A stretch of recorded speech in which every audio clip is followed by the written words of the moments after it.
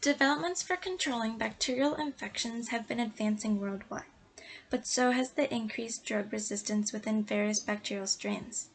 Due to this, historical medicinal techniques have been brought back and subjected to laboratory investigations looking into their therapeutic potential in modern medicine. One historical example being honey.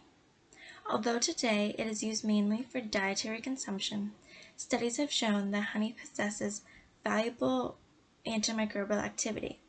Now, with there being two types of honey, raw and processed, investigations have been conducted to determine what composition carries a greater antimicrobial effect. It was hypothesized that the raw honey would hold a greater antimicrobial effect on Salmonella enterica, E. coli, and Bacillus cereus. This was investigated through various assays and physiochemical testing. To start the study, raw honey was pasteurized to a temperature of 65 degrees Celsius for 30 minutes. This was then used throughout all testing completed along with raw and store-bought honey.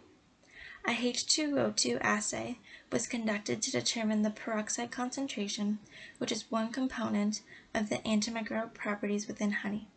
Next, a DPPH assay was employed to assess the antioxidant content, which plays a role in reducing health conditions. Disk diffusion was also completed, which provides a visual assessment of each honey against each bacteria. Finally, physiochemical properties were measured, which included moisture, acidity, and pH to determine if there were any correlations between the honey's property and its antimicrobial effects.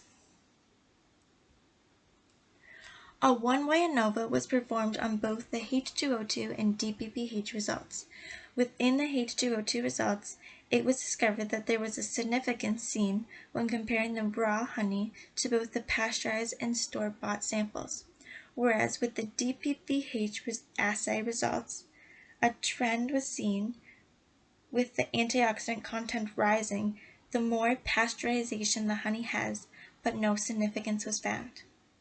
When it came to the disk diffusion, it was seen that only raw honey had zones of inhibition within E. coli and Bacillus cereus, but not Salmonella enterica, as this was expected due to it being a highly resistant bacteria even to antibiotics. There was no significant difference between the 24 and 48-hour zones of inhibition measured. Finally, it was seen within the physiochemical properties there was a trend that as the pH increased, the acidity decreased. Also, the more pasteurization the honey had, the greater the moisture content was to be seen. Overall, the data collected from performing the peroxide analysis, DPPH assay, disk diffusion, and physiochemical properties led to the conclusion that raw honey holds a greater antimicrobial effect than processed honey. To improve upon the results obtained within the research, further steps would include a greater amount of antimicrobial investigating methods, as well as investigating how honey can be used to help eradicate antibiotic resistance with the use of the checkerboard assay and other avenues. I would like to express my gratitude and appreciation to Crystal McFadden, Marla McKenzie, Dr. Michael Gibson, and Dr. Jessica Livingston for their support and guidance throughout this project.